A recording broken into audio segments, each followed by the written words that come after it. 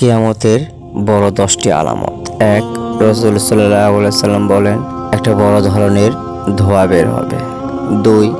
দাজ্জালের আগমন ঘটবে। 3. সাফা মারওয়া পাহাড়ের মধ্যবর্তী থেকে একটা প্রাণী বের হবে। প্রাণীটি মানুষের সাথে কথা বলবে। 4. সূর্য পশ্চিম দিক থেকে উঠবে। 5. ঈসা আলাইহিস সালামের আগমন ঘটবে। 6. ইয়াজুজ মাজুজের আগমন ঘটবে। 7. পূর্ব দিকে একটা বড় ভূমিকম্প হবে। 8. পশ্চিম দিকে একটা বড় ভূমিকম্প হবে। 9. আরব উপদ্বীপে ভয়ঙ্কর ভূমিকম্প হবে। 10.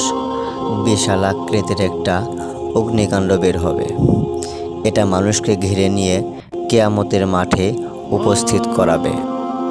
যদি আমাদের ভিডিওটুকু আপনাদের ভালো লেগে থাকে, অবশ্যই একটা লাইক, কমেন্ট, শেয়ার করতে ভুলবেন না।